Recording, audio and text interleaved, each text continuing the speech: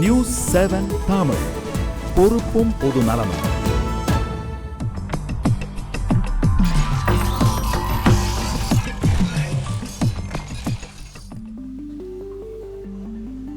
RISTMT வழங்கும் கேள்வி நேரம் நிகழ்ச்சிக்காக உங்கள் அனைவரையும் அன்போடு வரவேற்கிறேன். இன்றைய கேள்வி நேரம் நிகழ்ச்சியில் நம்ம என்ன தலைப்பில் விவாதிக்க போகிறோம் பார்க்கலாம். இன்றைக்கு நம்ம விவாதத்திற்காக எடுத்துக்கொண்டிருக்கக்கூடிய தலைப்பு என்பது காங்கிரஸ். இன்றைக்கு விவாத பொருளாக மாறி இருக்கிறது காங்கிரஸ் கட்சி. அதனுடைய மைய பொருளாக இருப்பது ராகுல் காந்தி அவர்கள். மே 6ஆம் தேதி நடைபெறக்கூடிய காரிய கமிட்டி கூட்டத்தில் ராகுல் காந்தி தலைவராக தேர்ந்தெடுக்கப்படலாம் அப்படின்ற ஹேஷியங்கள் பத்திரிகைகள் தொடர்ச்சியாக எழுதி கொண்டிருக்கின்றன. இதுதான் சரியான நேரம் ராகுல் காந்தி தலைவராக தேர்ந்தெடுக்கப்படுவதற்கு அப்படின்னு காங்கிரஸ் கட்சியிலே சிலர் விமர்சிக்கிறார்கள். ஆனால் இது இந்த காலகட்டம் ராகுல் காந்தி தலைவராக வருவதற்கான காலம் இல்லை அப்படின்னு சொல்றாங்க. இன்னொரு விதத்தில் ஒரு விடுமுறைக்கு பிறகு வந்த ராகுல் காந்தி நிலம் கையகப்படுத்தக்கூடிய மசோதா சார்ந்து அவர் பாராளுமன்றத்தில் பேசுறார், விவசாயிகளை சந்திக்கிறார். இது அவருக்கான ஒரு மிக முக்கியமான காலகட்டம். காங்கிரஸ் புத்தெழுச்சி பெறுகிறதா அப்படின்ற ஒரு கேள்வியும் கேட்க வேண்டியிருக்கிறது. பாஜக நெருக்கடிக்கு உள்ளாகி இருக்கிறதா அப்படின்ற பார்வையும் முன்வைக்க வேண்டியிருக்கிறது. காங்கிரசும் ராகுலும், இதுதான் இன்றைக்கு நம்ம பேச போகின்ற தலைப்பு. இது பற்றி பேசுவதற்காக இந்த அரங்கத்திற்கு வந்திருக்கக்கூடிய கருத்துரையாளர்களை உங்களுக்கு நான் அறிமுகம் செய்கிறேன். காங்கிரஸில் இருந்து திருச்சி வேலுச்சாமி அவர்கள் வந்திருக்காங்க. வணக்கம் திரு வேலுச்சாமி. பாஜகவில் இருந்து திரு நரேந்திரன் அவர்கள். வணக்கம் திரு நரேந்திரன். சிபிஎம்மில் இருந்து திரு லெனின் அவர்கள். வணக்கம் திரு லெனின். மூத்த பத்திரிகையாளர் நூருல்லா அவங்க வந்திருக்காங்க. வணக்கம் திரு நூருல்லா. இந்த விவாதம் என்பது ராகுல் காந்தியை மையப்படுத்தி, நான் முதல்ல சொல்வது என்பது ஒரு காங்கிரஸ் கட்சியை விமர்சனத்திற்குள்ளாக்க வேண்டும் என்பதல்ல. ஆனால் ஒரு ஜனநாயகம் என்பது எதிர்கட்சியும் ஆளும் கட்சியும் ஒரு ஆக்கப்பூர்வமாக பணியாற்ற வேண்டும். அந்த மைய இலையில தான் நான் கேள்வியை கேட்க வேண்டியிருக்கிறது. திருச்சி வெளிச்சாமி, நான் உங்களிடம் இருந்த அந்த கேள்வி, ஒரு விடுமுறைக்கு பிறகு அவர் வருகிறார். விடுமுறையை ரொம்ப பகடி பண்ணாங்க, நிறைய பேசினாங்க. நான் அந்த விமர்சனத்திற்குள்ள எல்லாம் போகல. ஆனா இல்ல இல்ல ஏன்னா அது போதுமான அளவுக்கு பேசப்பட்டதுனால இந்த ராகுலினுடைய மறு பிரவேசத்தை நீங்கள் எப்படி பார்க்கிறீர்கள்? காங்கிரஸ் புத்தெழுச்சி பெறுகிறதா அப்படின்ற கேள்வியை நீங்கள் எப்படி எதிர்கொள்கிறீர்கள்? மிக சாதாரணமாக கிராமத்தில் ஒரு பழமொழி சொல்வார்கள், காய்த்த மரம் தான் கல்லடிபடும். நீங்க முன்னால சொன்னால விடுமுறைக்கு போயிருந்தாருன்னு, அவர் எங்க இருக்காருன்னே தெரியல. ஆனாலும் இந்தியா முழுவதும் அவரை பற்றியே பேசினார்கள். அவர் வந்தாரு, வந்ததுக்கு அப்புறமா அவரை பற்றியே பேசிக் கொண்டிருந்தார். திரு வெளிச்சம் குறுக்கீடுக்கு மன்னிக்கவும், நீங்க தொடர்ச்சியா பேசலாம். ஆனா இந்த ஒருவரை பற்றி பேசுவது அப்படின்றது நெகட்டிவாவும் இருக்கும், பாசிட்டிவாவும் இருக்கும். அது பேசி முடிச்சாதான் உங்களுக்கு என்னன்னு தெரியும். பேசுற இடைமறிச்சீங்கன்னா உங்களுக்கும் புரியாது, மற்றவங்களுக்கும் புரியாது. சொல்லுங்க. அதாவது நான் என்ன சொல்ல வருகிறேன், அவர் எங்கிருக்கிறார் என்று தெரியாமல் இருந்த 1.5 மாத காலங்களும் இந்தியாவில் காஷ்மீர் இருந்து கன்னியாகுமரி வரை அத்தனை அரசியல் கட்சிகளும் அத்தனை ஊடகங்களும் அத்தனை பத்திரிகைகளும் கிராமத்தில் இருக்கிற டீ கடையில் பேசுறவங்க கூட அவரை பற்றியே பேசினார். அதற்கு பின்னால வந்தார், வந்தோடனே வந்துட்டார் என்று அதையும் பேசினார். பாராளுமன்றத்துக்கு போகவில்லை என்கிற போது இவர் பாராளுமன்றத்துக்கு போகவில்லை, அநியாயம் அப்படியும் பேசியிருந்தாங்க. பாராளுமன்றத்துக்கு போன உடனே என்னடா இந்த மாதிரி பேசுறாரு, அதையும் பேசினாங்க. இதிலிருந்து என்ன தெரிகிறது என்றால், சமீப காலத்தில் இந்திய நாட்டுடைய அரசியல் சக்கரம் என்பது ராகுல் காந்தி என்கின்ற அச்சாணியை சுற்றித்தான் வந்து கொண்டிருக்கிறது. அதுதான் காய்ச்ச மரம் தான் கல்லடிபடும். இல்ல திரு வேலுச்சாமி, இதிலிருந்து என்ன தெரிகிறது என்றால், திரு ராகுல் காந்தி தொடர்ச்சியாக செய்தியாளர்களுக்கு ஒரு செய்தியை தந்துட்டே இருக்கிறார். வெளிநாடுகளுக்கு போகுது, நான் விடுமுறைக்குள்ள போகல, நான் அவங்க பேசுறாங்கன்றதை கடந்து நான் என்ன கேட்கிறேன்னா, மே 6ஆம் தேதி தலைமை ஏற்பதற்கான சரியான தருணம் அப்படின்னு ஆதாரப்பூர்வமான செய்திகள் இல்ல. நீங்க எப்படி பார்க்கிறீங்க? ஒரு மூத்த அரசியல்வாதி தலைமை பதவியில் அதிகாரப்பூர்வமாக அமர்ந்து அறிவிக்கப்படவில்லை, அவ்வளவுதான். ஆனால் அவர் தலைவராக தான் இருக்கிறார், அது ஒன்றும் சந்தேகமே இல்லை. ஏற்றுக்கொள்வது என்பது வேறு. அந்த பதவியில் இருந்தால் தான் அவர் இல்லை. பதவியில் இல்லை என்றாலும் மக்கள் ஏற்றுக்கொண்டால், அந்த கட்சியில் இருக்கிற எல்லோரும் ஏற்றுக்கொண்டதுக்கு பின்னாலே அதுக்கு முறையான அறிவிப்பு வரணுங்கிற அவசியம் இல்லை. ராகுல் காந்தியிடம் ஒரு மிகப்பெரிய மாற்றம் வந்திருக்கிறது என்பதை எதிரிகள் கூட இன்றைக்கு ஒத்துக்கொண்டிருக்கிறார்கள். அவருடைய உடல் மொழி, அந்த மேனரிசத்திலிருந்து, அவருடைய நடையிலிருந்து, அவருடைய பேச்சு சொல்லுகிற பாணியிலிருந்து ஒரு மிகப்பெரிய பக்குவம் இந்த பாராளுமன்றத்தில் அவர் கூட்டத்திற்கு வந்ததற்கு பின்னால், இந்த விவசாயிகளுடைய பிரச்சனையை கையாளுகிற பின்னால், அவர் அதற்கான நடைபெறும் போகிற போது அவர் நடந்து கொண்ட முறைகள், இது எல்லாமே ஒரு பண்பட்ட பக்குவமான ஒரு அரசியல் தலைவரிடம் இருக்கக்கூடிய ஒரு நேர்த்தி இன்றைக்கு ராகுலிடம் வந்திருக்கிறது. அது அவருக்கும் காங்கிரஸ் கட்சிக்கு மட்டுமல்ல, இந்திய நாட்டு மக்கள் ஒட்டுமொத்தமான 120 கோடி மக்களுக்கும் ஒரு நல்ல இனிப்பான ஒரு மாற்றமாக தெரிகிறது. சரி, ஒரு மூத்த பத்திரிகையாளரா நூருல்லா, நான் உங்கள்கிட்ட இருந்து ஆரம்பிக்க வேண்டும். ஏதோ ஒரு விடுமுறைக்கு பின்பு அவர்கிட்ட ஒரு பெரிய மாற்றம் வந்திருக்கு அப்படின்னு நிறைய பேர் ராகுல் காந்தியினுடைய விசிட், அவருடைய ஓய்வை ஏதோ ஓய்வு எடுக்க போறார் மாதிரி. ஆனா அவர்கள் தெளிவாக சொன்னாங்க, சில அரசியல் முடிவுகள் மேற்கொள்ள வேண்டியிருக்கிறது, ஒரு சுய பரிசோதனை பண்ணிக்கொள்ள வேண்டியதற்காகத்தான் அவர் போயிருக்கிறார் அப்படின்ற பார்வை முன்வைக்கப்பட்டது. ஆனால் ஊடகங்கள் அதை பெருசாக எடுத்துக்காம அவர் ஏதோ லீவில் போனார் அப்படின்னு சொல்லியிருக்கிறாங்க. இப்போ திரு வேலுச்சாமி சொன்னதை போல விடுமுறைக்கு பிறகு வந்த ராகுல் காந்தியிடம் ஒரு மாற்றத்தை நீங்கள் பார்க்கிறீங்களா? இல்லைன்னா ஒரு பாராளுமன்றத்தில் பேசுவது, ஒரு போராட்டத்தை நடத்துவதே ஒரு கதாநாயக அந்தஸ்து கிடைப்பதற்காக நம்ம எல்லாம் மிகைப்படுத்தி பேசுறோமா? காஞ்சி பெரியவர் திடீர்னு காணாமல் போனார். ரொம்ப நாள் கழித்து எல்லாம் தேடி பார்த்து அப்புறம் வந்து சேர்ந்தார். அப்போ பத்திரிகையாளர்கள்லாம் அவங்கள்ட்ட கேட்கும்போது அவர் என்ன பதில் சொன்னார்னா, ஒரு மிகப்பெரிய இடைவெளியின் மூலமாக என்னுடைய முக்கியத்துவத்தை தமிழ் கூறும் நல்லுலகம் மட்டுமல்ல, இந்தியா முழுவதும் இருக்கிற, உலகம் முழுவதும் இருக்கிற இந்துக்களை என்னை நோக்கி திரும்ப பேச வைத்து விட்டேன். இந்த புரட்சிகரமான சூழ்நிலையை உருவாக்குவதற்காகத்தான் போனேன், வந்துவிட்டேன். இனி நான் பரபரப்பான பணிகளில் ஈடுபட போகிறேன்னு சொல்லி ஜனகல்யாணுங்கிற அமைப்பை ஆரம்பித்து சாதாரண மக்களுக்குள்ளே ஊடுருவ ஆரம்பித்தார். எனக்கு கேட்டால் அவர் தான் ராகுல் காந்தியினுடைய முன்னோடின்னு நான் நினைக்கிறேன். ராகுல் வந்து போய் வந்தார். நான் என்ன நினைக்கிறேன்னா, ராகுல் போனப்போ எல்லாரும் பேசுகிறாங்கிறது முக்கியம் இல்லை, பிஜேபி காரங்களுக்கு காங்கிரஸ்காரங்க நன்றி சொல்லணும். அவர் வந்து ராகுல் ஒதுங்கி விட்டார் என்று அவங்க விட்டுருந்தாங்கன்னா இவர் இவ்வளோ முன்னால் வந்திருக்க மாட்டார். அவர் ஒதுங்கவில்லை, பதுங்கினார் பாய்வதற்காக. காங்கிரஸ்காரங்க அவர் போனதை பற்றி எதுவும் பேசாமல் அப்படியே இந்த பிஜேபிக்காரங்க விட்டுருந்தா அவர் இந்த அளவுக்கு வளர்ந்திருக்க மாட்டார். இவர் இந்த அளவுக்கு உயர்ந்த இடத்துக்கு வந்ததுக்கு காரணம் இல்ல. என்ன உயர்ந்துட்டாருன்னு நினைக்கிறீங்க? அவர் விடுமுறைக்கு போயிட்டு வந்திருக்கிறார், ஒரு போராட்டத்தை நடத்தி இருக்கிறார், என்ன உயர்ந்துட்டாருன்னு நினைக்கிறீங்க? அவர் போறதுக்கு முன்னால பொதுக்கூட்டங்களுக்கு போனாரு, பாத யாத்திரை நடத்தினாரு, பேசினாரு. ஊடகங்கள் மத்தியிலும் மக்கள் மத்தியிலும் இந்த அளவுக்கான எதிர்பார்ப்பும் எழுச்சியும் இல்லை. இப்போ அவர் நடந்து போனார்னா, அவர் நடந்து போனாலும் முதல்ல 100 பேர் வருவாங்க, இப்போ 1000 பேர் வராங்க. முதல்ல அவர் பேசினார்னா பேசினுடைய ஒரு பகுதியை மட்டும் டிவியில் போடுவாங்க, செய்தியாக போடுவாங்க. இப்போ அவர் பேசுகிறத ஃபுல்லாகவே போடுறாங்க. ஏன்னா ஏதோ ஒரு எழுச்சி வந்துட்ட மாதிரியான மக்களும் ஊடகங்களும் நினைக்கிறாங்க. அந்த நினைப்பை உண்டாக்கியது பிஜேபியினருடைய கடுமையான விமர்சனங்கள் தான் நான் நினைக்கிறேன். சரி, நான் திரு நரேந்திரன் இந்த இடத்துல வந்து உங்களுக்கு அவர் நன்றியும் சொல்றார், அவர் பத்திரிகையாளரா. நான் என்ன கேட்கிறேன்னா, காங்கிரஸ்காரங்க நன்றி சொல்லணும்னு சொல்லியிருக்காரு, உங்களுக்கு நன்றியை தெரிவிக்கிறார். என்னுடைய கேள்வி, பிஜேபி வந்து உங்களுடைய தலைவர்கள் பத்திரிகையாளர்களில் பேசுகிற போது ராகுல் காந்தியை பொருட்படுத்தாத விதத்தில் தான் பேசுகிறாங்க, அவர் பகடி பண்ணுறாங்க, அவருக்கு எதுவும் தெரியல அப்படின்ற அளவுகளில் தான் பேசுகிறாங்க. ஆனால் இந்த நாடாளுமன்றத்தில் அவர் பேசுகிற போது மந்திரிகள் காட்டுகிற பதட்டமாக இருக்கட்டும், ஒரு நிலம் கையகப்படுத்தக்கூடிய மசோதா தொடர்பாக ஒரு நெருக்கடியை பாஜகவிற்கு ராகுல் காந்தி கொடுத்திருக்கிறார். அதை நீங்க ஏற்றுப்பீங்களா இல்லையா? ராகுல் காந்தி எல்லாம் அவர் தாத்தாவால பிஜேபி நெருக்கடி கொடுக்க முடியாது, இவர் எங்க கொடுக்க போறாரு? அதை விட்டுருங்க. இது வந்து இது எப்படிப்பட்டவர்? இது நான் சொல்றேன் சரியான விமர்சனமா எடுத்து இல்ல, நான் சொல்றேன் நெருக்கடி அத்வானியும் முரளி மனோகர் ஜோஷி தான் கொடுக்க முடியும், மற்றவங்களால முடியாது. நூறுல்லா அவர்களை பேசுகின்ற பொழுது அது வஞ்ச புகழ்ச்சி தான், பாஜக பாராட்டுன்னு சொன்னா வஞ்ச புகழ்ச்சி தான் தமிழ். அதுக்கு அதுதான் நேரடியா இலக்கணத்துல சொல்லுவாங்க. பரவாயில்ல, அது போகட்டும். இல்ல, நேரடியா பாராட்டுறாரு சார் அவர். வஞ்சக புகழ்ச்சி தான், பாராட்டுல வஞ்ச புகழ்ச்சி தான், வஞ்சக புகழ்ச்சி அல்ல. வஞ்சகம் சொல்லவே இல்லை, வஞ்ச புகழ்ச்சி நான் சொன்னேன். சொல்லுங்க. வேலுச்சாமி அவர்கள் பேசுகின்ற போது ஒரு விஷயத்தை தெளிவாக சொல்லிவிட்டார். அவர் தலைவராக மே 6ஆம் தேதி அறிவிக்கப்படுவார் என்ற ஏஷங்கள் இருக்கின்றது. நீங்கள் என்ன சொல்லுகிறீங்கன்னா, அவர் ஏற்கனவே அறிவிக்கப்படாத தலைவராகத்தான் செயல்பட்டு கொண்டிருக்கிறார். நாங்களும் இதையத்தான் சொல்லிக் கொண்டிருக்கின்றோம்.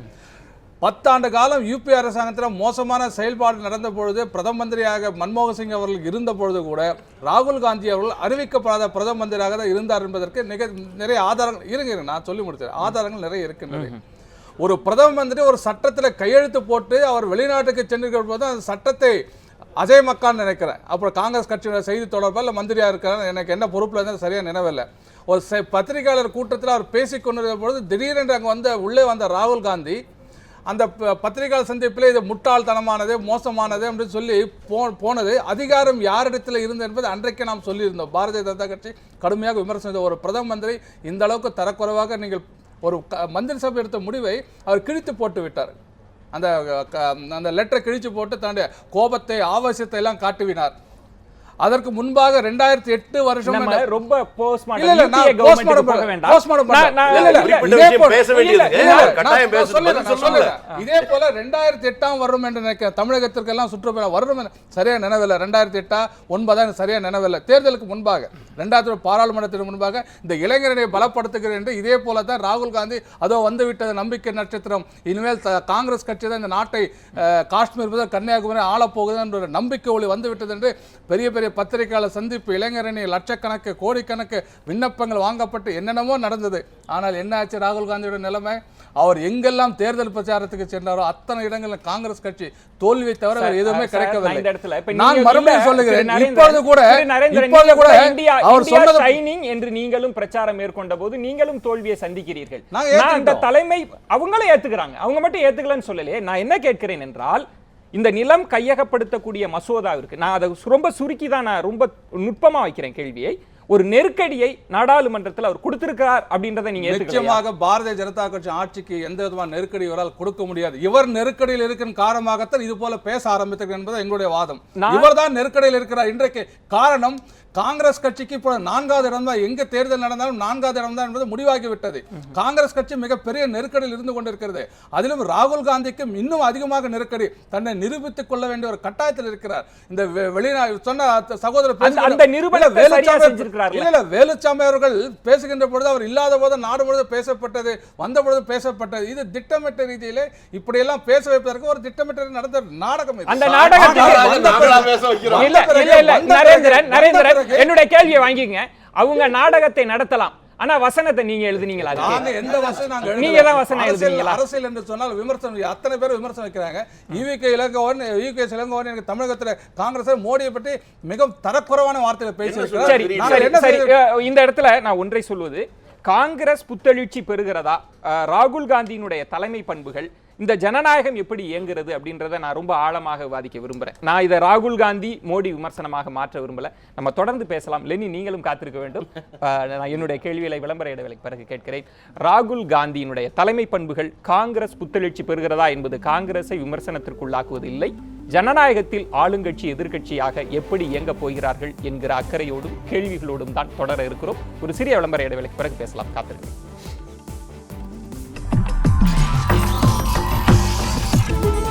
நியூஸ் 7 தமிழ், பொறுப்பும் பொது நலமும்.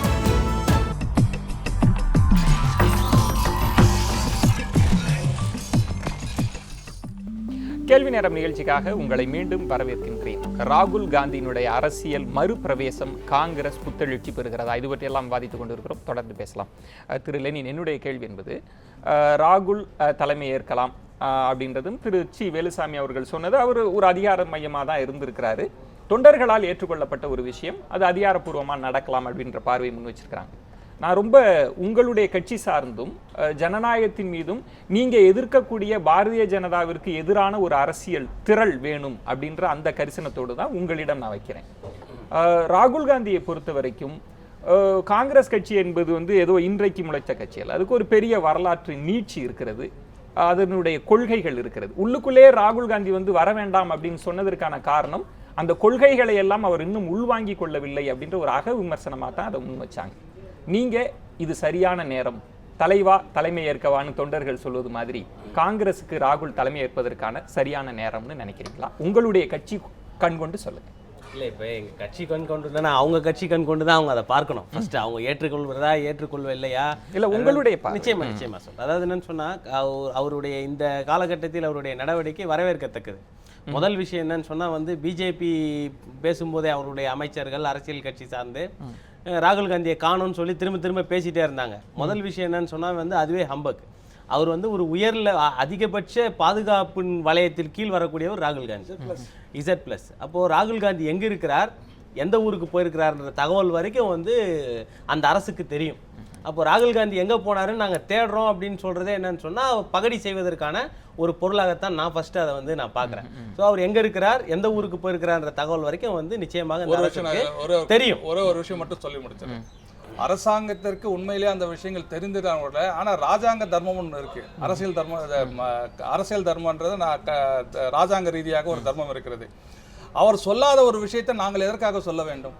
இல்ல அது இல்ல நாங்க இல்ல, சொல்ல நீங்க முடியாது. சொல்றீங்க, நான் சொல்றேன். பல்வேறு பாதுகாப்பு காரணம் இருக்கலாம், பல்வேறு காரணம் இருக்கலாம். இப்ப அவர் வேற யாரு கோரிக்கை இல்ல, நான் தெளிவா சொல்றேன். இல்ல, அவர் ஆக சார் எங்களால் இன்றைக்கு சொன்னால் ஒவ்வொரு நிமிடத்திலும் அவர் எங்க இருந்தார் என்ன செய்தார் அரசாங்கத்தால் சொல்ல முடியும். ஆனா அரசாங்கத்திற்கு ஒரு தார்மீக பொறுப்பு இல்ல, இருக்கிறது. திரு இல்ல, நான் சொல்ல நான் வர்றது அப்படி- இல்ல. நான் சொல்ல வர்றது எப்படின்னு ஆகவே சொன்னா, அது இல்ல, அது இல்ல, அரசியல் ரீதியான நான் விமர்சனம் வேறு, கேட்கறது அரசாங்க ரீதியான விமர்சனம் வேறு. குறுக்கீடு இல்லாம இல்ல, நீங்க நான் என்ன சொல்ல வரேன்னு சொன்னா, ராகுல் காந்தி எங்க இருக்கிறார் நாங்கள் தேடிக்கொண்டிருக்கிறோம் சொன்னது வந்து வேற எந்த அரசியல் கட்சியும் கிடையாது, பிஜேபி தான்.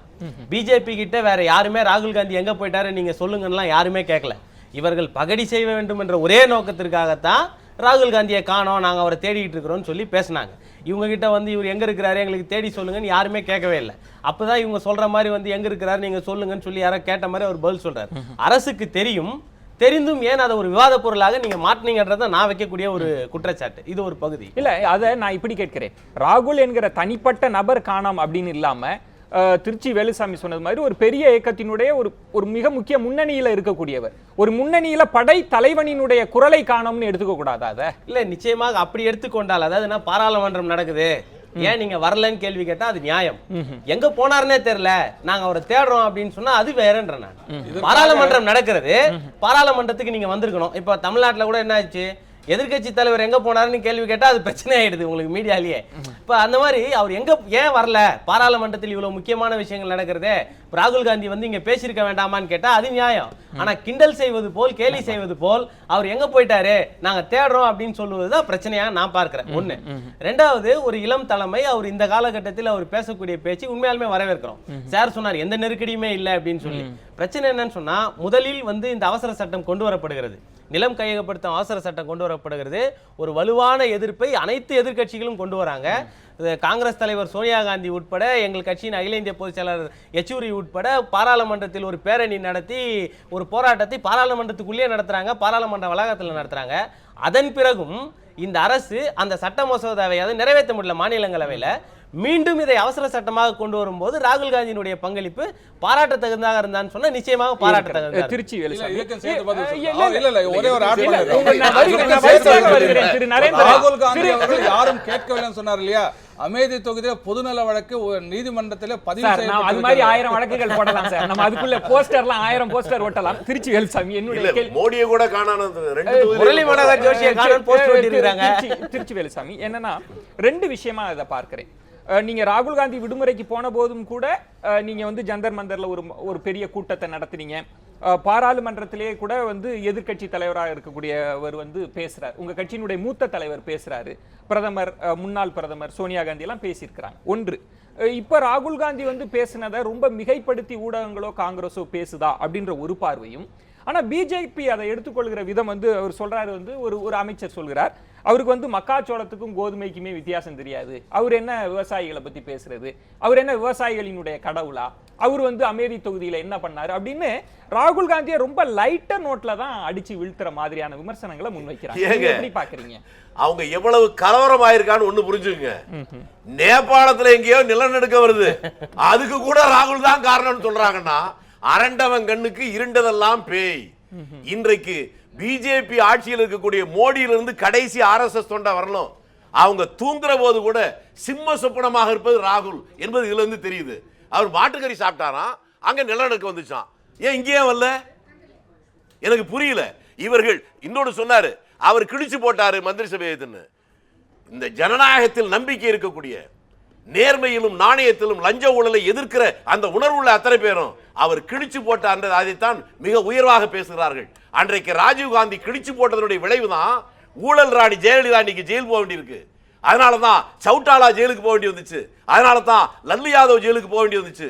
ஊழல் செஞ்சவங்க எல்லாம் மாட்டிட்டு இருக்காங்க, உயர் பதவியில் இருக்கிறவர்கள் எல்லாம் ஜெயிலுக்கு போக வேண்டிய. திருச்சி வேலுசாமி, நான் இந்த இடத்தில் சொல்வது, ராகுல் காந்தி கிழித்து போட்டதற்கான அந்த நியாயம் ஒரு நியாயம் இருக்கலாம். ஆனால் உங்களுடைய காந்தியார் வழிப்படியே நான் சொல்வது, நீங்க நோக்கம் எதுவாண்டு வேணுமானாலும் இருக்கலாம், செல்லுகிற பாதை ரொம்ப முக்கியம்னு காந்தியாரே சொல்லியிருக்கிறார். ஒரு மந்திரி சபை முடிவு செய்ததை முடிவு என்ன, ராகுல் காந்தி இல்லாம இன்னொருத்தர் கிழித்து போட்டிருக்க முடியுமா?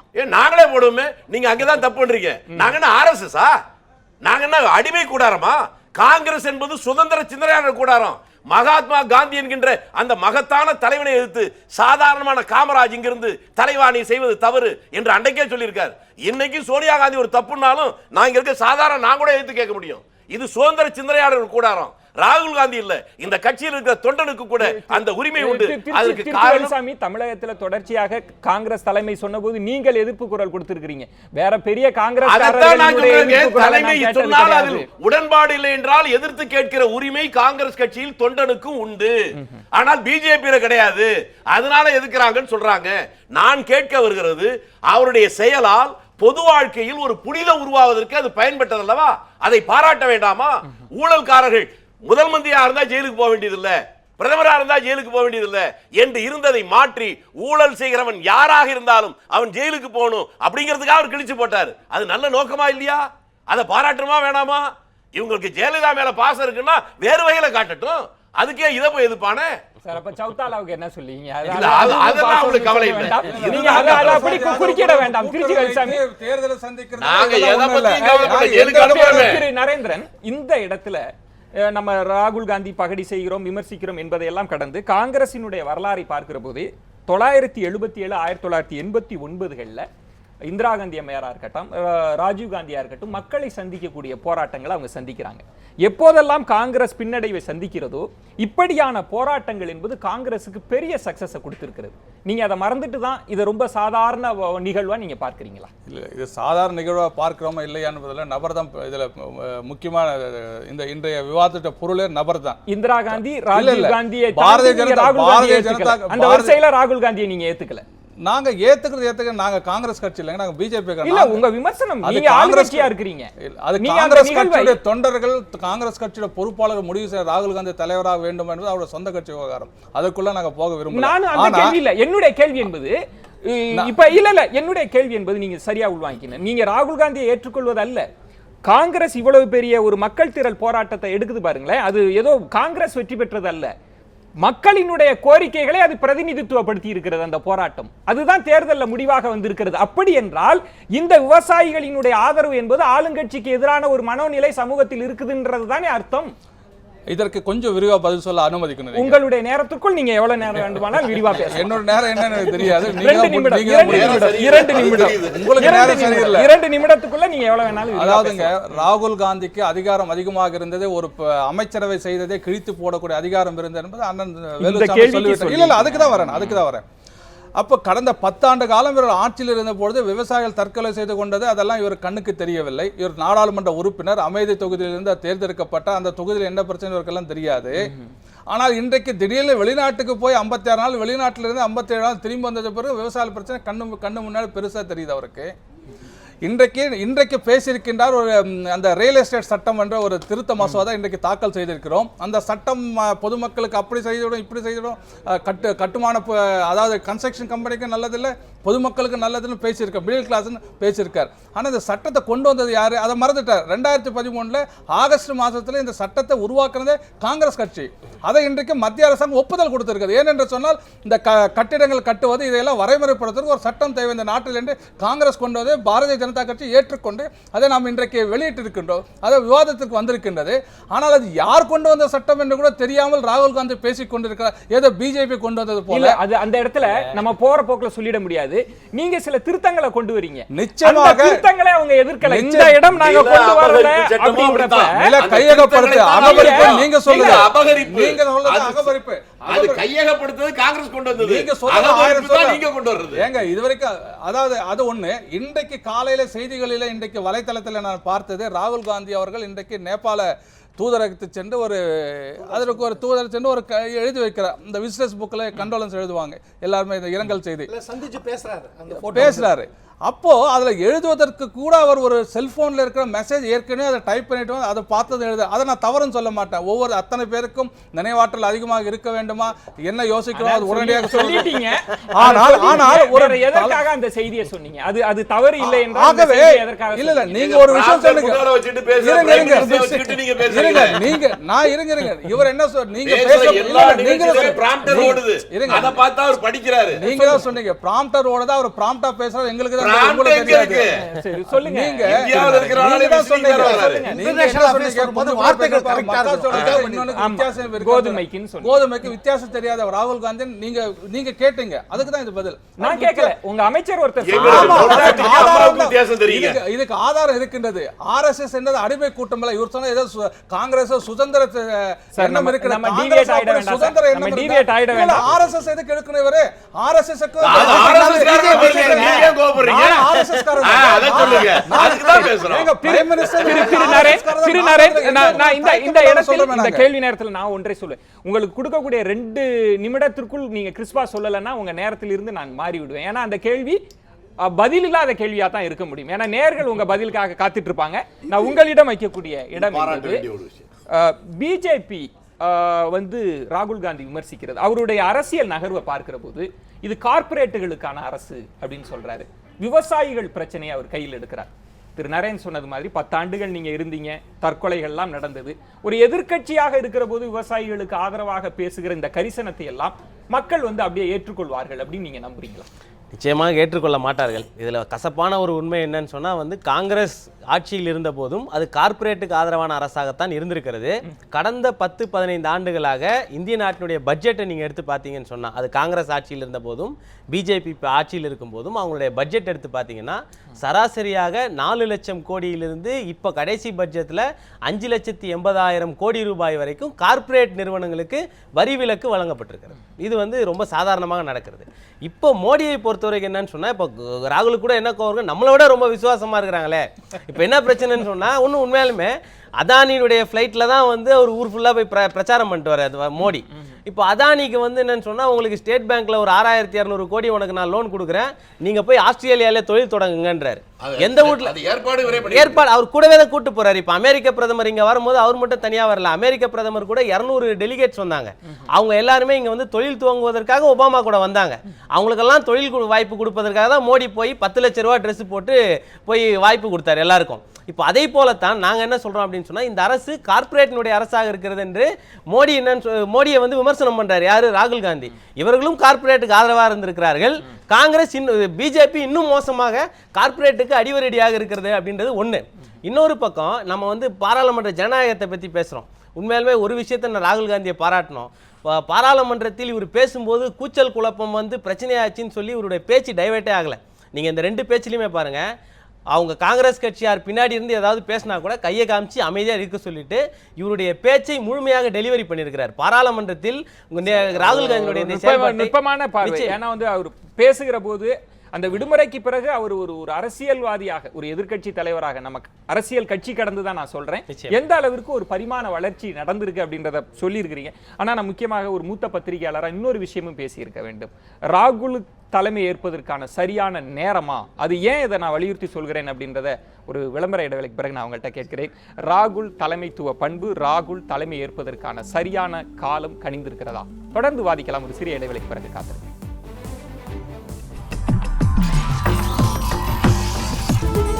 நியூஸ் 7 தமிழ், பொறுப்பும் பொது நலமும்.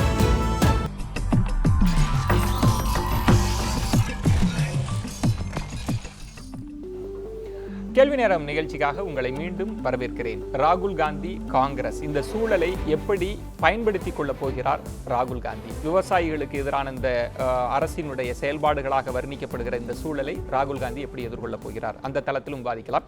ஒரு மூத்த பத்திரிகையாளரா ராகுல் காந்தி தலைமை ஏற்க வேண்டும் அப்படின்னு யூபிஏ அரசாங்கம் அதிகாரத்தில் இருந்த போதும் கூட அவருக்கு அழைப்பு விடுக்கப்பட்டது. ஆனால் காங்கிரஸ்குள்ள நிறைய விமர்சனங்கள்னால அதை தவிர்த்து கொண்டே வந்தாங்க. ஆனால் இன்றைக்கு ஒரு எதிரான மனோநிலையாக சித்தரிக்கப்படுகிறது. அது சரியான்றது பிஜேபி சொல்லுவாங்க, நான் அதை சொல்ல முடியாது.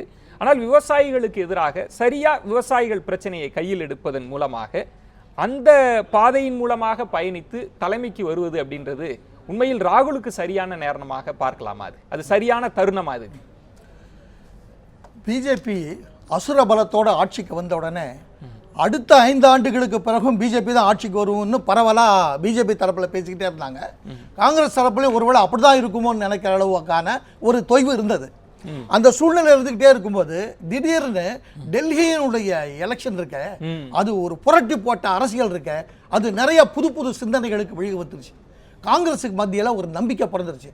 ஆஹா, நாம் நினச்ச மாதிரி இல்லை, பிஜேபியை அடிக்கணும்னா ப்ராப்பராக அணுகணும்னா அடிக்க முடியும் அப்படின்னு கேஜ்ரிவால் நிரூபிச்சதை பார்த்துக்கிட்டாங்க. இல்லை, அந்த இடத்துல நான் ஒரு பத்திரிகையாளர் நான் கேட்பது, காங்கிரசினுடைய வாக்கு சதவீதம் அந்த இடத்துல சரிகிறது.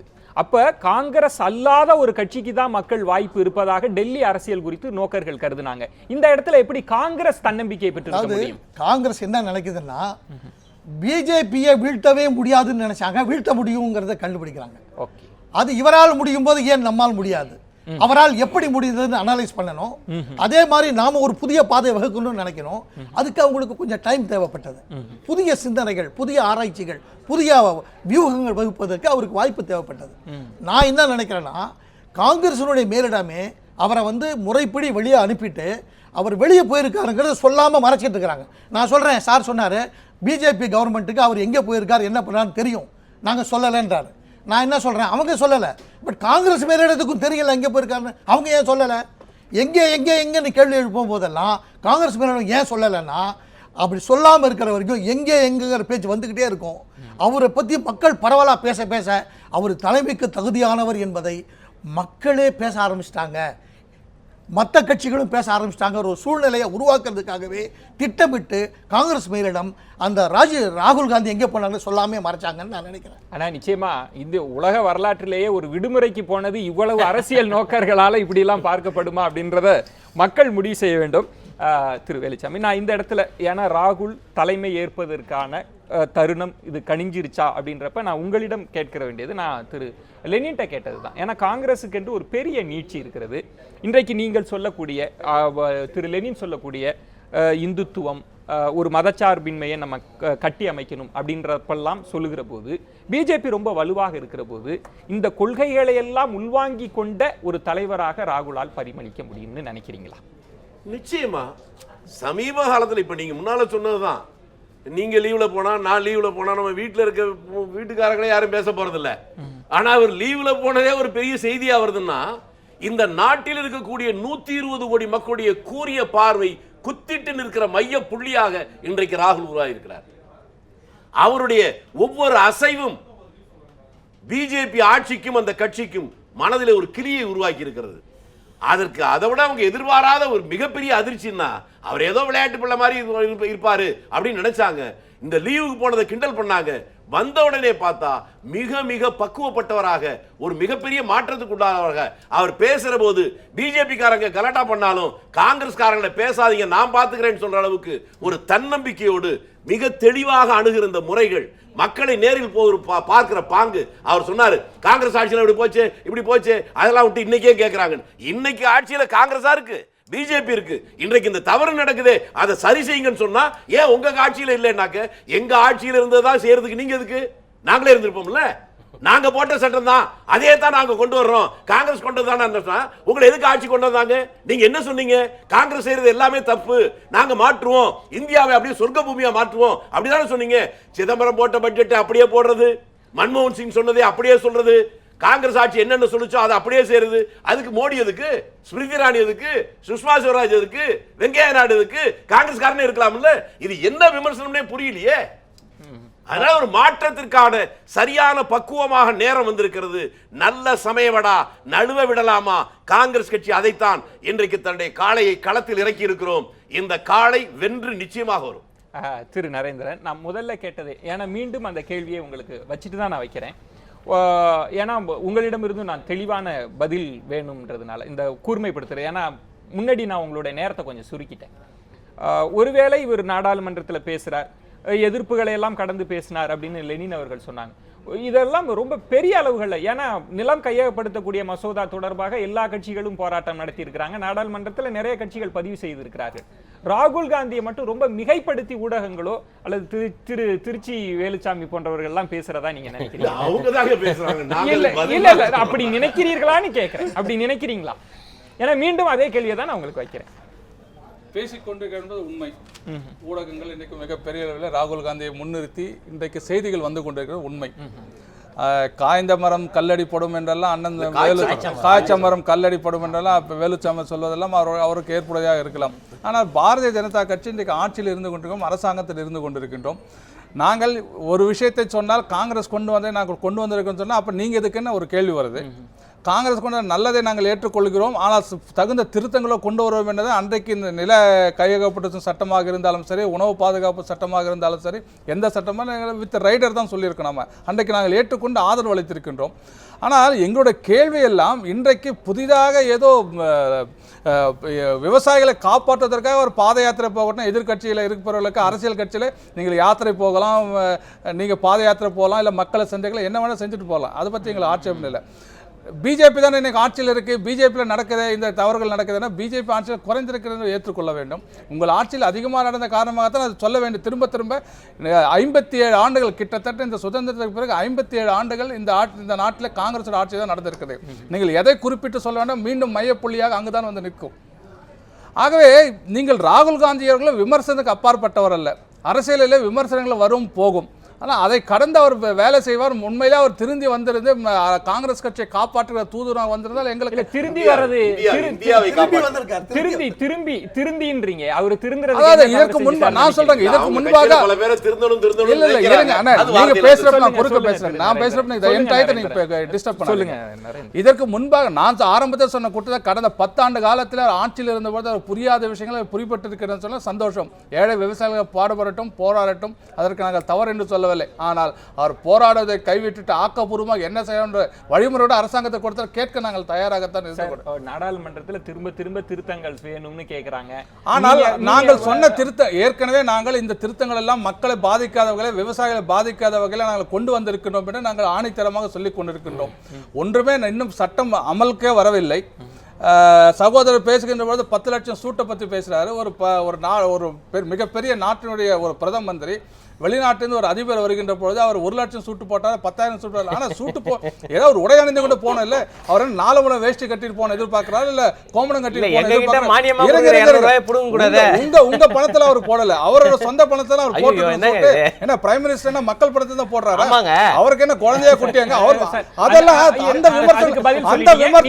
அந்த விமர்சனம் போல நாங்களும் அப்புறம் அதே மாதிரி உங்களை பத்தி உங்க தலைவர் யெச்சூரியோ இல்ல பிரகாஷ் காரத்தை அவர் என்ன சாதாரண சட்டையை துணிமணியை போடுறாங்களா? அவங்க போடுற ஷூவோட விலை என்ன, போடுற பேண்டோட விலை என்ன, போடுற ஷர்ட்டோட விலை என்ன, இத பத்தி நான் பேசுறேன். நாங்க அவர் பேசுறதால பதில் சொல்லிட்டு நீங்க அது பதிவு செஞ்சிட்டீங்க. நீங்க ராகுல் அப்படின்ற கேள்விக்கு நான் அதை கேட்கறதுக்கு ரொம்ப முக்கியமான பத்திரிகையாளர் ஒண்ணு எழுப்பினார். ராகுலினுடைய வருகை அப்படின்ற விஷயத்தில் டெல்லி தேர்தல் ஒரு முக்கிய இடம் வகிக்கிறது. பாஜகவிற்கு எதிரான மனநிலை வந்துவிட்டது. அது காங்கிரஸ் அதையெல்லாம் கணித்து தான் புத்துணர்ச்சியோடு பயணிக்கிறதுன்ற பார்வையை நீங்க எப்படி பாக்குறீங்க? பாஜகவிற்கான எதிரான அலை என்பதை விட காங்கிரஸ்ல அந்த இருந்த வாக்கு சதவீதம் 9% வந்து விட்ட காங்கிரஸ் கட்சி தான் கவலைப்பட வேண்டும். பிஜேபி 33% அப்படியே தான் இருந்து கொண்டிருக்கிறது. கடந்த தேர்தலில் என்ன வந்தது எங்களுக்கு அந்த வாக்கு சதவீதம் நாங்கள் தக்க வைத்துக் கொண்டோம். வேணும்னா இடங்கள் மாறி இருக்கலாம்.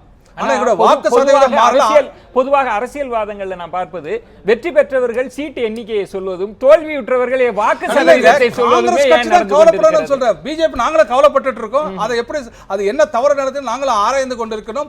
சரி செய்து அதை மீண்டும் வெளியில வர வேண்டும். இன்றைக்கு அங்க எப்படி ஆட்சி நடந்து கொண்டிருப்பது, அந்த அவருடைய அமைச்சரவையில் அரவிந்த் கெஜ்ரிவால் அமைச்சரவையில் இருக்கிற அமைச்சர்கள் ஒவ்வொருவராக என்னவெல்லாம் தவறுகள் செய்து கொண்டிருக்கிறோம். ஒவ்வொரு நாளும் நாளேடுகள் வந்து கொண்டிருக்கிறது.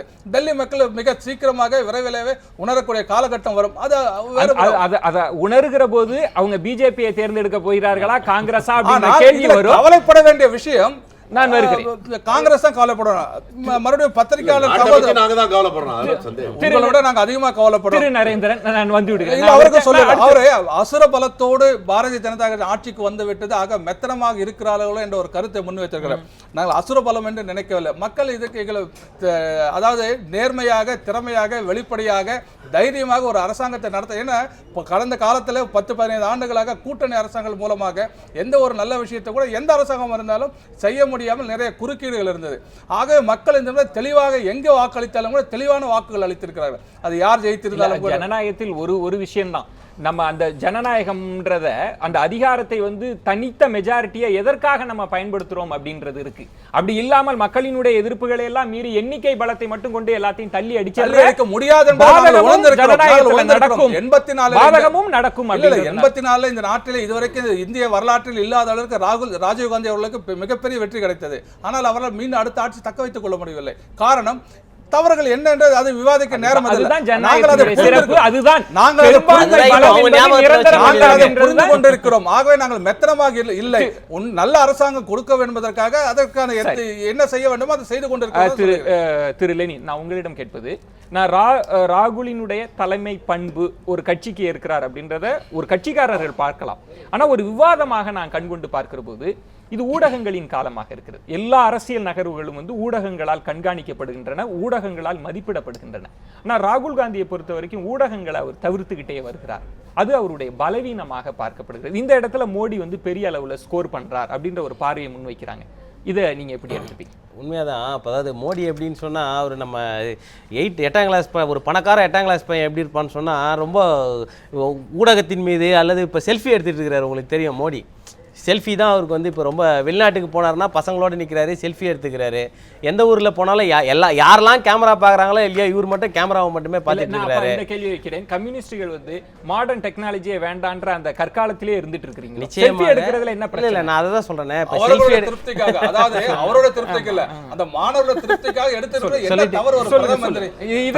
பிரதம மந்திரி வெறும் மாணவர்களோட திருப்திக்காக மட்டும் எடுக்கல, போய் ஓட்டு போட்டு கையில் இப்படி வச்சுட்டு ஒரு போட்டோ எடுத்தாரு. அது கேஸ் உட்பட ஆச்சு. அது ஒரு ஞாபகம் இருக்கட்டும்.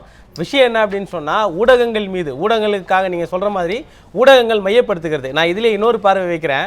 ஒன்று, அது தமிழகமாக இருந்தாலும் சரி, அது இந்திய அளவிலாலும் இருந்தாலும் சரி, ஆம் ஆத்மி பார்ட்டியை இதோட நீங்கள் சேர்த்து பார்க்கணும். ஒன்று பிஜேபி அல்லது காங்கிரஸ், அதிமுக அல்லது திமுக. இது அமெரிக்கா மாதிரியான பை பார்ட்டி சிஸ்டம் கிடையாது. இந்த நாடு பல அரசியல் கட்சிகள் இருக்கக்கூடிய ஒரு நாடு. அந்த நாட்டில் ஒன்று இவங்க வரணும் இல்லாட்டி அவங்க வரணுன்ற மாதிரியான ஒரு சிந்தனையை கூட ஊடகங்கள் உருவாக்குகிறதா என்ற சந்தேகம் இருக்கிறது. இப்போ இதில் கூட நீங்கள் சொல்லுங்க நினச்சிங்களேன், ஒரு காங்கிரஸும் தோல்வி அடைகிறது, பிஜேபியும் தோல்வி அடைகிறது, ஆம் ஆத்மி என்கிற ஒரு புதிய கட்சி வருகிறது. இப்போ அதை நம்ம வரவேற்க வேண்டியது இருக்குன்னு நாங்கள் பார்க்குறோம். குறிப்பாக தமிழகத்திலும் சரி, இந்திய நாட்டிலும் சரி, இந்த இரண்டு கட்சியுமே நான் ஏற்கனவே சொன்ன மாதிரி காங்கிரஸ் ஆட்சியில் இருந்த போதும் சரி, பிஜேபி ஆட்சியில் இருக்க போதும் சரி, பெரிய பெரிய முதலாளிகளுக்கு பல லட்சம் கோடி ரூபாய் வாரி வழங்கப்படுகிறதே தவிர இவர்களையும் காங்கிரஸும் மானியத்தை வெட்டுறோன்னு சொன்னாங்க, பிஜேபியும் மானியத்தை நாங்கள் வெட்டுவோம்னு சொல்கிறாங்க. அவர் கூட சொன்னார் 10 லட்ச ரூபாய் ட்ரெஸ்ஸை பற்றி. நாங்கள் சொல்ல வர்றது என்னன்னு சொன்னால், அவங்க ட்ரெஸ்ஸு போடுறாங்க, பல லட்சம் கோடி செலவாகிறது. ஏழைகளுக்கு கொடுக்கக்கூடிய சிலிண்டருக்கு உங்களுக்கு இனிமேல் சிலிண்டருக்கு மானியம் கிடையாது, உங்களுக்கு பேங்க்ல போடுறோன்னு ஆரம்பிக்கிறாங்க. ரேஷன் கடையில் உங்களுக்கு பொருள் கொடுக்க மாட்டேன்றாங்க. மண்ணெண்ணெய் உங்களுக்கு கிடைக்குமா அப்படின்னு சொன்னால் தமிழ்நாட்டுக்கு கொடுத்து கொண்டிருந்த மண்ணெண்ணெய் பாதியாக குறைக்கப்பட்டிருக்கிறது. ஏன் அப்படின்னு சொன்னால் அரசு மானியத்தை குறைக்க போகிறதுன்னு சொல்கிறோம். அப்போ நாங்கள் கேட்குறது என்னன்னு சொன்னால், பெரிய பெரிய முதலாளிகளுக்கு நீங்கள் கொடுக்கக்கூடிய வரி சலுகை ஏன் இந்த ஏழை மக்களுக்கு கொடுக்கக்கூடிய அந்த மானியத்தில் நீங்கள் வைக்கிறீங்க, கை வைக்கிறீங்க அப்படின்றத நாங்கள் கேள்வி கேட்குறோம். அப்போ பிஜேபியும் சரி, காங்கிரஸும் சரி, இங்கே இருக்கிற திமுகவும் சரி, அதிமுகவும் சரி, இருக்கக்கூடிய உழைப்பாளி மக்களுக்கு ஆதரவாக இல்லை. அப்படிப்பட்ட உழைக்கும் மக்களுக்காக போராடக்கூடிய கட்சிகளை முன்னிறுத்துவதற்கு பதிலாக ஊடகங்கள் மாறி மாறி இந்த கட்சிகளை முன்னிறுத்துகிறதோ என்ற சந்தேக பார்வை எங்களுக்கு இருக்கிறது. இதுல நான் உங்களை கவனிச்சேன். நான் என்னுடைய கேள்விக்கு நீங்க உங்க புருவத்தை உயர்த்தி ஊடகங்களை கையாள்வதில் ராகுலுக்கு தேர்ச்சி இல்லை அப்படின்றப்போ ஒரு எதிர்வினை ஆற்றுனீங்க. உங்க பதில நீங்க சொல்லலாம். பிரதமரா வந்ததுக்கு அப்புறம் மோடி எத்தனை முறை பத்திரிகையாளர் சந்திச்சாங்க? பத்திரிகையாளர் கேட்ட கேள்விக்கு நேரடியாக பதில் சொல்லியிருக்காரா? மேடையிலே பேசுவார், பேச வேண்டிய பாராளுமன்றத்தில் பேசவே மாட்டார். பிரதமராக வந்ததற்கு பின்னாலும் கூட ஒரு வெற்றி கொண்டாட மாதிரி மேடையில் பேசிட்டு இருக்காரு. அவளிய ஊடகங்களில் போய் ஒரு சந்திச்சார், நீங்க சொன்ன கருத்தே தவறு. பிரதமராக வந்ததற்கு பின்னால் எத்தனை முறை ஊடகங்களை அழைத்து, பத்திரிகையாளரை அழைத்து அவர்கள் கேட்கிற கேள்விக்கு பதில் சொன்னார்? சொல்லுங்க. இப்ப இந்த இடத்தில் நீங்க மோடியை இன்னொரு தராசு தட்டில் வைத்து விட்டு நீங்க இந்த பதிலை எதிர்கொள்ளலாம். ஆனால் ராகுல் என்கிற தனித்த அடையாளத்தை, தனி மனிதனை வைத்து ஊடகங்களை கையாளக்கூடிய அவர் பிரைம் மினிஸ்டரா வந்ததுக்கு அப்புறம் இந்த கேள்வியை கேளுங்க, அப்ப நான் பதில் சொல்றேன். அது ரொம்ப நாள் இல்ல, சீக்கிரம் வரப்போகுது. அப்ப எதிர்க்கட்சியாக இருக்கிற போது ஊடகத்தை கையாள மாட்டீங்களா? கையாளுவாங்க. இப்பதான் அவர் மக்களாக போறாரு. பத்திரிகையாளர் கூட போனா நீங்க நடக்கணுமே வருத்தப்பட்டா நாங்க என்னங்க பண்றது? அவர் நடந்து போறாரு, நீங்களும் நடந்துகிட்டே கேள்வி கேட்டா பதில் சொல்லுவாரு. அதுக்கு அவர் தயார். அவர் ஒதுங்கி போறதில்ல, ஓட போறதில்ல. அவர் என்ன விசிட்டிங் ப்ரொஃபசர் மாதிரி வெளிநாட்டுல சுத்திட்டு மாசத்துல 2 நாள் மட்டும் இந்தியாவுக்கு வந்துட்டு போறவர் இல்ல. அவர் இங்கதான் இருக்க போறார். நீங்க இனிமே பார்க்கலாம். ஊடகங்கள் அவரை சந்திக்கிற போது கேள்வி கேட்டால் பதிலை சொல்லுவார். ஊடகங்களை சந்திப்பதை தவிர்க்க மாட்டார். ஆனால் 120 கோடி மக்கள் வாழ்கிற நாட்டில் இந்த நாட்டுடைய பிரதமரே ஓராண்டு காலங்களிலே இதுவரை எத்தனை முறை பத்திரிகையாளரை சந்தித்தார் என்கின்ற வினாவை உங்களுக்கு அல்ல, இதை பார்க்கிற மக்களுக்கு நான் கேட்கிறேன். பத்திரிகையாளராக நான் இந்த இடத்துல தான் மீண்டும் உங்களிடம் தான் இந்த கேள்வியை நான் கேட்டிருக்க வேண்டும். ஒரு தலைமை பண்புக்கு வருகிறார். ஒரு பெரிய கட்சியை வந்து அவர் லீட் பண்ண போகிறார். அடுத்தடுத்த தேர்தல் களங்கள்ல வந்து அவர் பயணிக்க வேண்டி இருக்கிறது. இந்த இடங்கள்ல வந்து ராகுலினுடைய அரசியல் சாணக்கியத்தனம், அரசியல் கணக்குகளை வந்து நம்ம பார்க்கிற போது பல இடங்கள்ல தோல்வியில முடிஞ்சிருக்கு. பெரிய ஸ்டேட் எல்லாம் கூட வந்து காங்கிரஸ் வந்து கீழே விட்டுருக்கு. இது வந்து காங்கிரசுக்கு சரியான தருணம் அல்ல, ராகுலினுடைய கணக்குகள் சரியா வராது பாஜகவிடத்தில் அப்படின்ற ஒரு பார்வையும் அவர்கள் தரப்புல இருந்து பார்க்கறாங்க. இதை நீங்க எப்படி பார்க்கறீங்க? யூபியில் மாலாவதியாக வலம் வந்துட்டு இருந்த சமயத்தில் எக்ஸ்பிரஸ் வே பிரச்சனை வந்துச்சு. அப்போ விவசாயிகள்லாம் பாதிக்கப்பட்டாங்க. அந்த சமயத்தில் மக்கள் பாதிக்கப்பட்ட கிராமத்துக்கே ராகுல் காந்தி போனார். அவங்களுடைய ரோட்டில் உட்கார்ந்தார், பேசினார், பரபரப்பாக அவங்களோட விவாதித்தார். அப்படி பண்ணி கூட யூபியில் அவரால் ஜெயிக்க முடியல. உடனே என்ன நினைக்கிறாருன்னா, எங்கேயோ ஏதோ தப்பு நடக்குது, அது என்ன தப்புன்னு தெரியல. அதெல்லாம் தெரிஞ்சுக்கிறதுக்காக ஒருவேளை அவர் தன்னுடைய விடுமை காலத்தை பயன்படுத்திக்கிட்டு வந்த வேகத்திலே அதை பயன்படுத்த ஆரம்பிச்சிருக்கலாம். ஆனால் ஒன்று உறுதி, அவர் யூபியில் பிரச்சாரத்துக்கு பாத யாத்திரை போகும்போது கிடைச்ச எழுச்சியை விட இப்போ போகும்போது கிடைச்ச எழுச்சிக்கு வித்தியாசம் இருக்கிறத பத்திரிகையாளர்களை நாங்கள் ஊடகங்கள்லேருந்து தெரிஞ்சுக்கிறோம். ஆக ஏதோ ஒரு வித்தியாசம் அவர்கிட்ட இருக்குதுங்கிறதும், அவர் காட்டுற வித்தியாசத்தின் மூலமாக மக்களிடையே ஒரு எழுச்சி உருவாகுதுங்கிறதையும் அவர் அனுபவபூர்வமாக உணர்ந்துக்கிட்டே வர்றார். இதை வேணும்னே ஏன் உருவாக்குறாங்கன்னு நான் நினைக்கிறேன்னா, அவர் தலைமை பகுதிக்கு தகுதியானவராக உருவாக்கி கொண்டே வந்து கேள்விக்கு இடமில்லாத ஒரு சூழ்நிலைக்கு கொண்டு வந்து அவர் நிறுத்திட்டு அப்புறம் அவருக்கு கிரீடம் சுட்டுவாங்களோங்கிற சந்தேகம் எனக்கு ஏற்படுது. ஓகே, நான் இந்த இடத்துல வந்து ராகுல் அப்படின்ற நம்ம டெல்லி நாடாளுமன்றம் அப்படின்ற ஒரு விஷயத்திலிருந்து ஆரம்பித்திருந்தாலும் கூட பார்க்கக்கூடிய தமிழ் நேயர்கள் வந்து இந்த கணக்குகள் தமிழகத்தில் எப்படி இருக்கும் அப்படின்ற பார்வை முன்வைக்கலாம். எல்லாரும் ஒரு நிமிடத்திற்குள் நீங்க பதில் சொல்ல வேண்டியிருக்கும். இந்த ராகுல் தலைமை காங்கிரஸ்ல ஏற்பட்டிருக்கக்கூடிய மாற்றங்கள் தமிழகத்தில் எப்படி பிரதிபலிக்கும்னு நினைக்கிறீங்க? திருச்சி அவங்க நீங்க முதல்ல கேட்ட ரெண்டுக்கு சேர்த்தே சொல்லிடுறேன். 4 3 என்பது பள்ளி கணக்கு 7ங்கிறது. ஆனால் அரசியல் அது கணக்கல்ல. 91 தேர்தலில் தமிழ்நாட்டில் ஒரே ஒரு இடம் தான் ஜெயிச்சது திமுக. 96 அது ஆட்சிக்கு வந்துச்சு. 96 4 இடம் தான் அதிமுக ஜெயிச்சது. 2001 அது ஆட்சி வந்துச்சு. அதனால அரசியலில் தோல்வி என்பதும் வெற்றி என்பதும் மிக சாதாரணமான ஒன்று. ஜனநாயகத்தினுடைய சிறப்பே அந்த வெற்றி வருகிற போது கொண்டாடுவதும் தோல்வி அடைகிற போது தோல்வதும் இல்லை, எப்போதும் சமநிலையில் இருப்பதுதான். அது பக்குவப்பட்ட எங்களுக்கு தெரியும். ஆனா பிஜேபி என்னமோ ஜெயிச்சுட்டாங்களே, தலைநகர் டெல்லியிலே தோத்ததுக்கு அப்புறம் அவங்க தூக்குல தூக்கிட்டாங்களா? அதல்ல. ஜனநாயகத்துடைய தத்துவம் என்பது வெற்றி வந்தாலும் தோல்வி வந்தாலும் மக்களுடைய நலனுக்காக சிந்திப்பது, அதற்காக பேசுவதுதான். அதனால அந்த வகையில தமிழ்நாட்டில் ஒரு மிகப்பெரிய அரசியல் சுனாமி வரப்போகிறது. இந்த ஓராண்டுக்கு பின்னாலே 2016 நீங்களும் நானும் யாருமே கணித்து பார்க்க முடியாத ஒரு மிகப்பெரிய மாற்றம் வரும். அதை எல்லோரும் பார்க்கத்தான் போறோம். சரி, திரு நரேந்திரன், நான் இந்த இடத்துல வந்து ஒரு ஆளும் கட்சிக்கு அப்படின்ற எதிரான மனோநிலை அப்படின்றது, ஆன்டி இன்கம்பன்சி அப்படின்றது வந்து ரொம்ப இயல்பாக இருக்கும், அது எந்த அரசாக இருந்தாலும் கூட. இதை ராகுல் ரொம்ப சரியாக பயன்படுத்திக் கொள்வார்.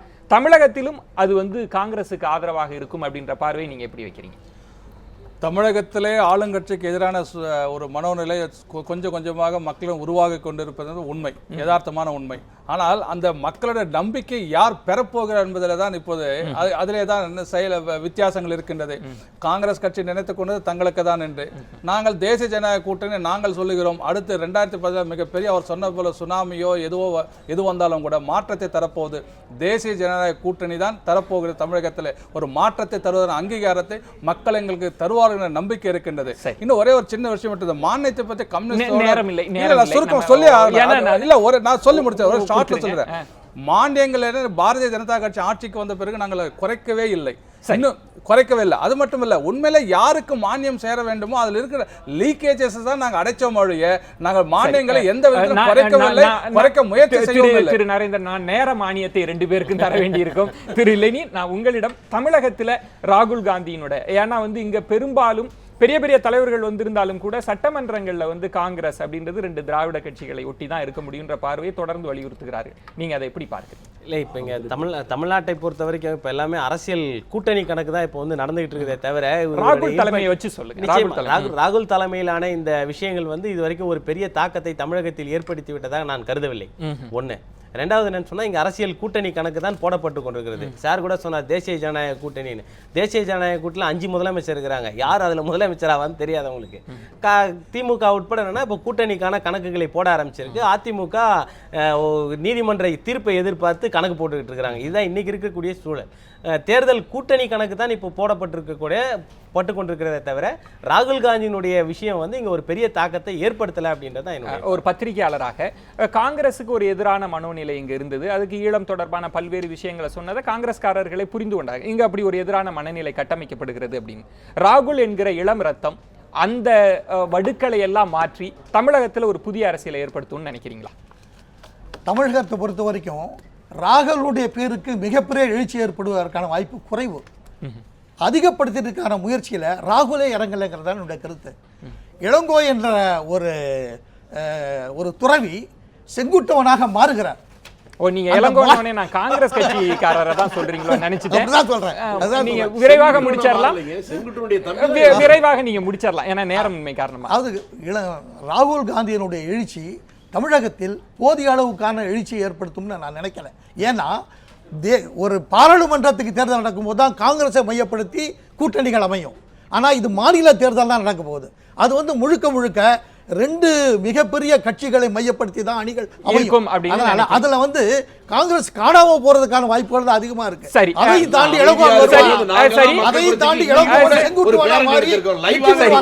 நான்கு பேருக்கு வந்து ராகுல் காந்தியை மையப்படுத்தி வைப்பதற்கான காரணம், காங்கிரஸை மையப்படுத்தி வைப்பதற்கான காரணம் என்பது மக்கள் பார்வையில் இருந்து எந்த தலைவரும் ஜனநாயகத்தை உணர்ந்து கொண்டு ஒரு செழுமையான தலைவராக வளருவது ஜனநாயகத்திற்கும் இந்த தேசத்திற்கும் ஆரோக்கியமாக இருக்கும். அந்த நம்பிக்கையோடு எல்லா கட்சியிலும் அப்படி இளம் தலைவர்கள் உருவாகட்டும் அப்படின்ற நம்பிக்கையை வைத்து உங்கள் நால்வருக்கும் என்னுடைய நன்றிகளை தெரிவித்துக் கொள்கிறேன்.